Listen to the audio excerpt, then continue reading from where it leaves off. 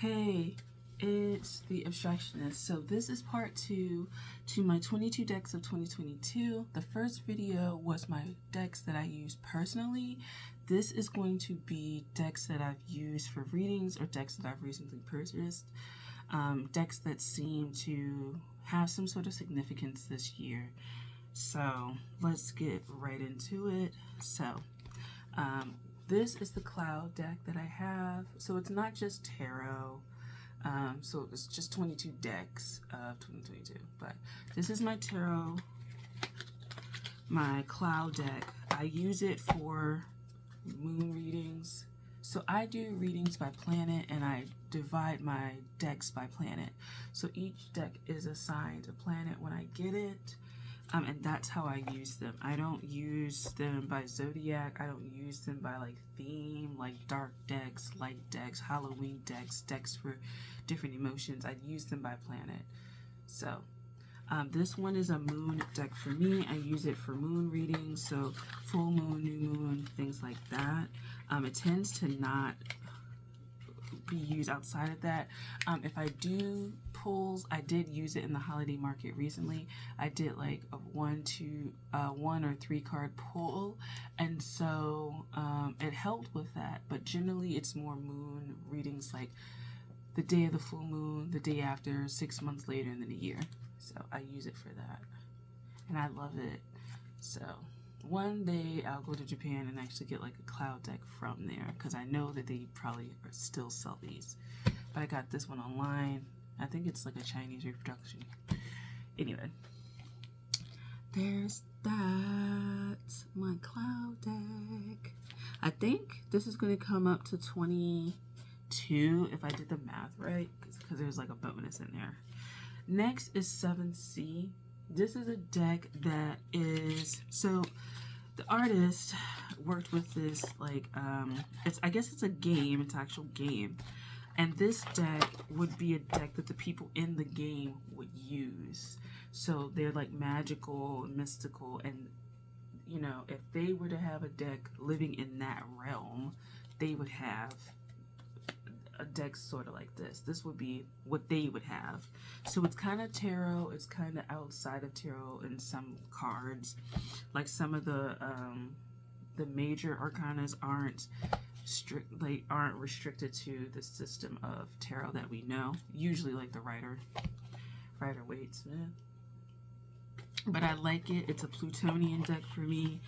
I feel like I didn't do as much work with it in the second half of the year, but in the beginning of the year, I was using it a little bit more. I just like this deck. It's a really cool one. I don't have anything else like it, and so I am gonna keep it. So yeah, it gives pretty good insights. I feel like it helps you figure out like kind of mystical elements around you, like maybe like spiritual attacks and shit like that. And so that's why I have it. It's a really cool deck, and I met the artist and they're really cool. Next is the Nicoletta Ciccoli Tarot. This is a Neptunian deck for me. I personally enjoy reading with it. There's some cards where I still am trying to figure it out, but I like it. I like it. At the fair, a few people chose this deck, and I think one of the readings is kind of sad for the person, but it really wants to get through on an emotional level with people, but it just happens to be a darker kind of deck. Next is the OK Tarot. I use this for tarot challenges generally. I don't really read with it too much, but if you've seen my Instagram, at some point you've seen this deck, because I feel like it's an excellent reader. If you have tarot challenges, I encourage you to find a copy of this deck and use it, because I think even just one card can be very significant. It's a very minimal deck, and so people tend to discount minimal decks, like if there's not a bunch of shit in there, if there's not a bunch of symbolism, there's not a bunch of colors and this and that. is a lot of fanfare, then it doesn't mean as much, or it's not to be taken as seriously. But you can get really good readings with this, really good practical readings. It's especially good, like I said, for doing tarot challenges where you're answering questions. I find that it's a strength of this deck. Next is the Phantasmagoric Theater Tarot. This is more at the beginning of the year. I do remember pulling this for like Uranus readings throughout this year. It's one of my more favorite Uranus decks. I like it. The readings range with this. It tends to not do love readings, but it does do like growing up, teenage angst, finding your place in the world kind of readings. Again, I used this for tarot challenges this year, and I did like a few of the like responses that it gave, a lot of the answers that it gave for the challenges that I had participated in this year. So this is another one that can help you. I think because it's so much going on in the card, it's so wacky, people may get thrown off by that, but it does give good readings. I kind of feel like people may not take it seriously, but I do think it has some element of working through childhood issues just because of how it looks, but kind of like authority issues. So yeah, there's that. Next is the Lightseers Tarot.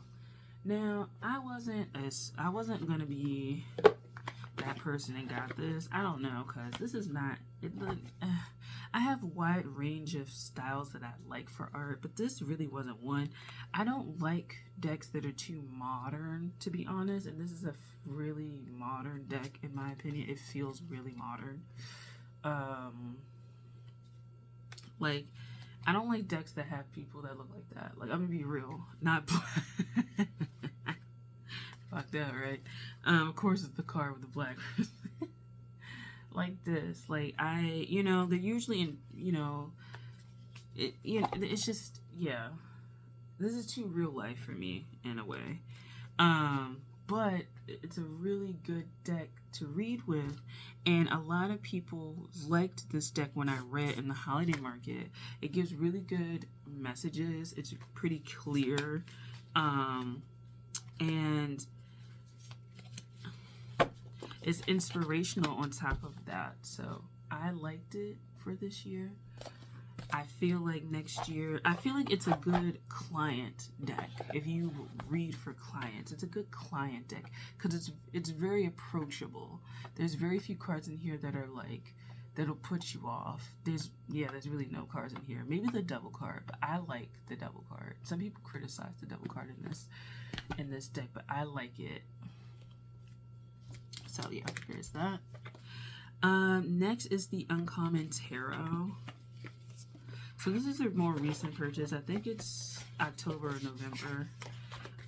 So I just got this recently, and so I'm gonna have to do a video on my like aesthetic, and because I have a lot of collage decks, and I think I need to like do a separate video for that, why I like them so fucking much. But I like collage decks. Like, they're just very interesting. I'm getting more interested in them. So I got the Uncommon Tarot.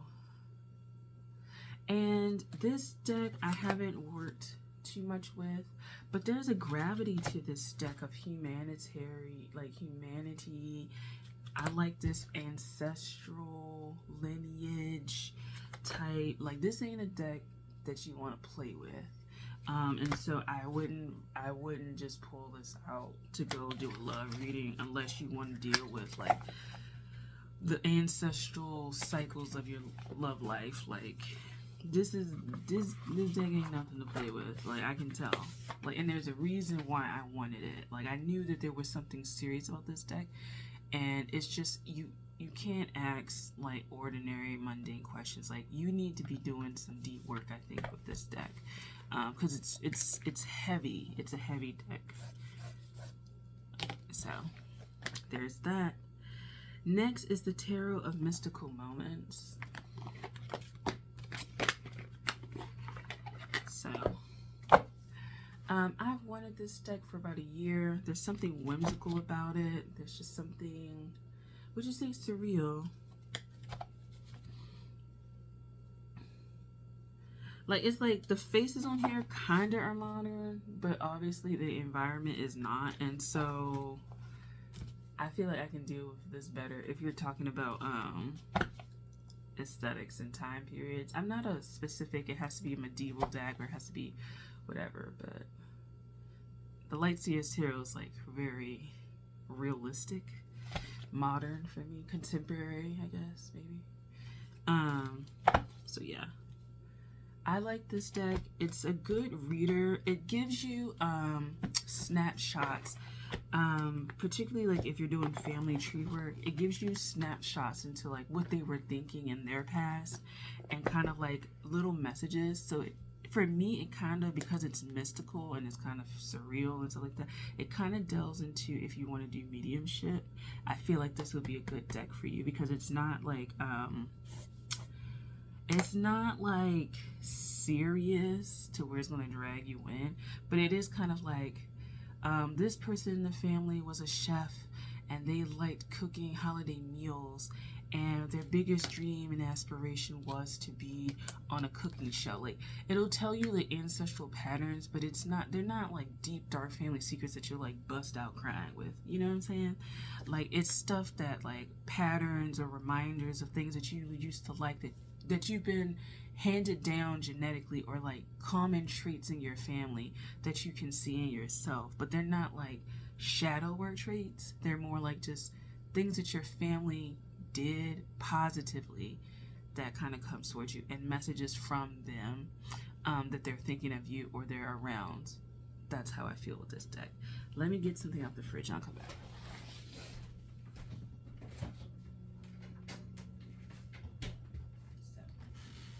There's that. Next is the Awakening Aeon Tarot. And I always feel like I never pronounce Aeon. Shit, fuck it. This. So, this is what it looks like. You can find this on Etsy because that's where I found it. It's another deck, not by the same person that I wanted, but I can't remember that deck, and it pisses me off because it's not in my search history. But this one, essentially, I like it. If you want to study astrology, it does have like the symbols, like, you know, what is this? Venus in Cancer. What does that mean? It throws in a little bit of I Ching in there, because on the card there's the I Ching, and then they put this the symbols up there, but there's I Ching in the actual card. Like, if you were to take the border off, it would still be a part of the card. So this is like collage, paper mache, crafted, and I enjoy it. The descriptions in here is kind of like, it kind of is like haiku-ish. They're very simple to the point. They're never overly long explanations. Like, it'll be like a question like that or like this. So it's very simple and you can kind of contemplate it. It's not like other decks, some of the other decks I have, where, you know, there's keywords and shit associated with it, and then you're trying to figure that out.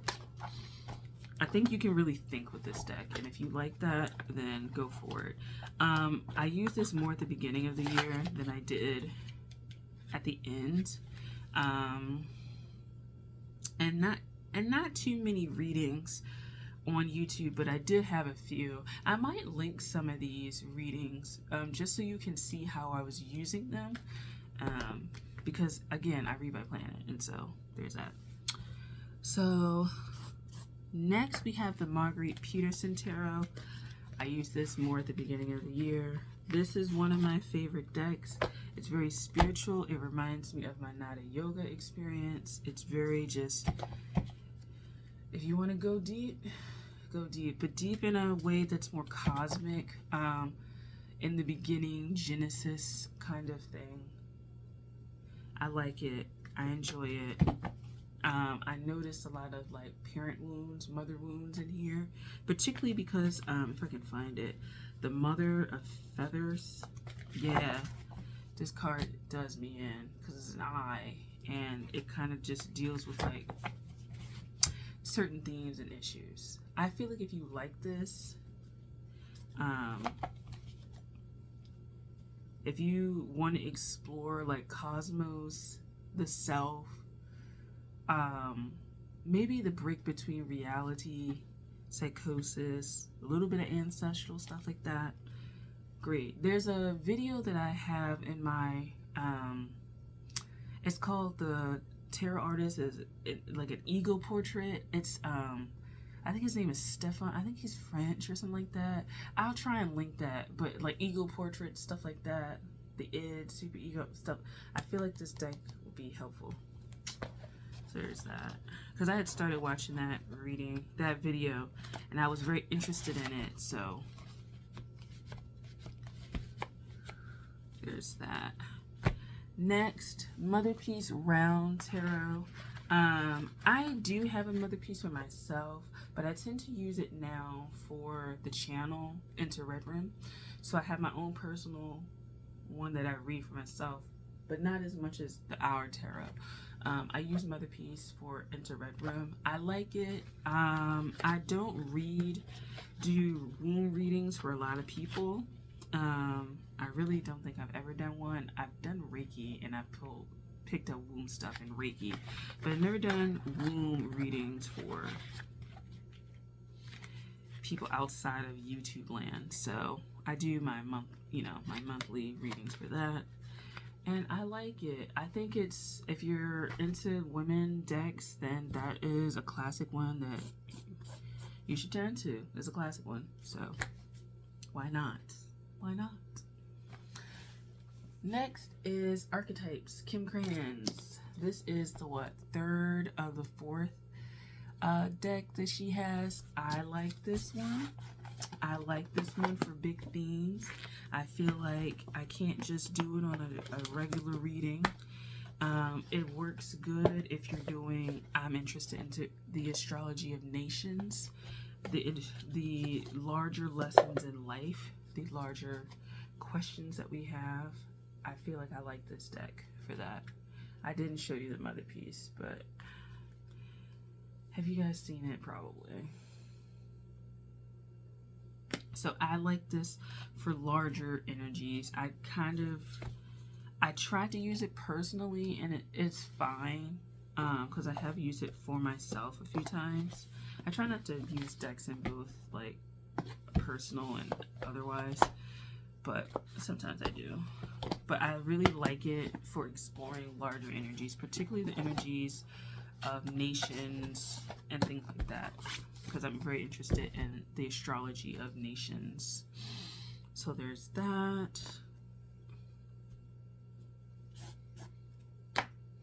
Okay, so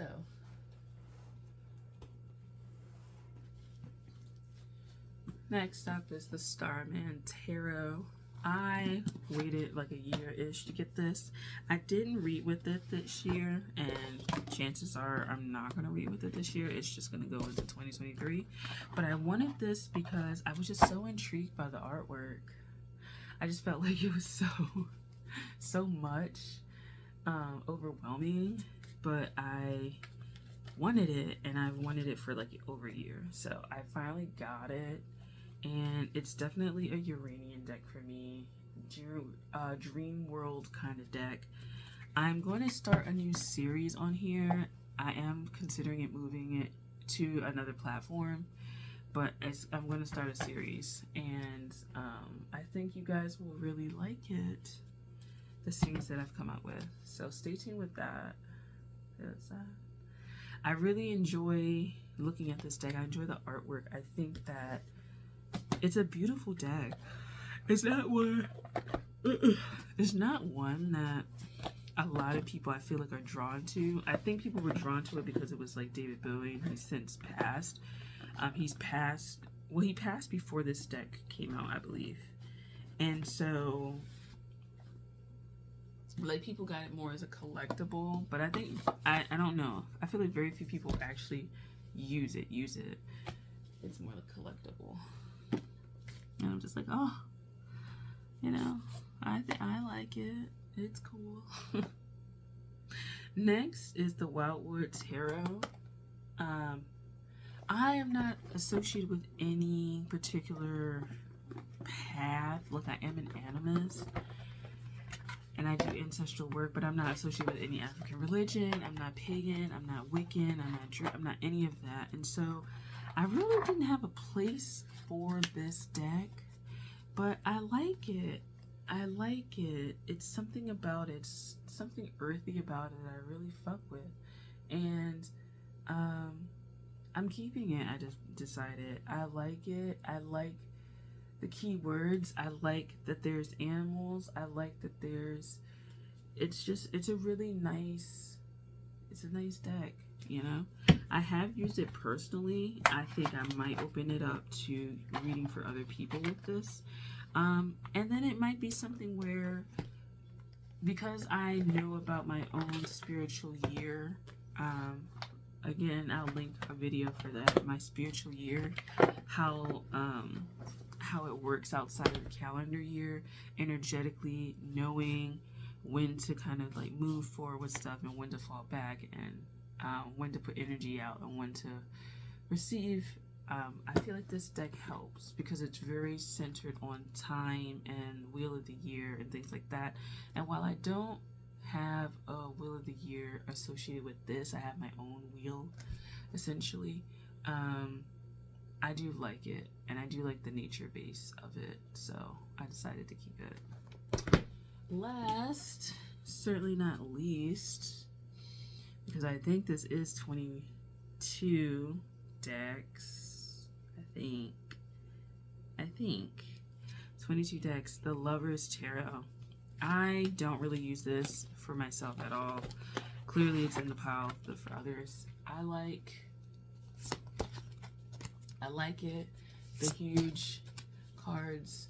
You can get away with reading one card. There's a lot of details. I actually did a reading at one point where I had accidentally burned a paper towel and it left a hole, and I used it and I went over this, blocking out all the other parts, and I would just look through the hole, and whatever detail came through that hole I would talk about, and it gave really good interesting readings, because cards like this, there's a lot of details, and you may not see. The thing with tarot is that sometimes and this is why I like textbook explanations or studying really doesn't do you any justice or any good, because there's so many details sometimes in a tarot card that like each time you look at the card there's something different that you notice, and each time that you notice the same thing there's a different interpretation that comes up, and so it's not a set definition, set way that you're going to look at this card over and over again, you know? How would you deepen your relationship with tarot if at any point you just read it because you knew the definitions and stuff like that, stuff like that. So yeah, so I think this is 1, 2, 3, 4, 5, 6, 7, 8, 9, 10, 11, 12, 13, 14, 15, 16, 17, 18, 19, 20, 1, 2. So yeah, that should be 22 decks for 2022. I hope you enjoyed this second part. Again, the first part is my personal decks, so if you want to check those out, definitely look at the video and check out the next video. It'll be out soon, hopefully before the month is done, right before the year is done, and we only got like a week and a half left, but it'll be 23 decks of 2023, or 23 decks for 2023. That's gonna be 23 decks that I've been looking into, I've been craving, I've been like wanting for like a year plus. Usually I'm wanting decks for like at least 6 months to a year. Sometimes some of these decks I've been wanting for like 2 or 3 years, and like the money, I just haven't been wanting to put it out. But it's gonna be 23 decks that I'm interested in, and some of them you may know, some of you may not, because my interest in decks like goes far and wide. So stay tuned for that. I hope you enjoyed this part, this rundown, and the previous one if you watched that. Thank you for watching. I'll talk to you next time.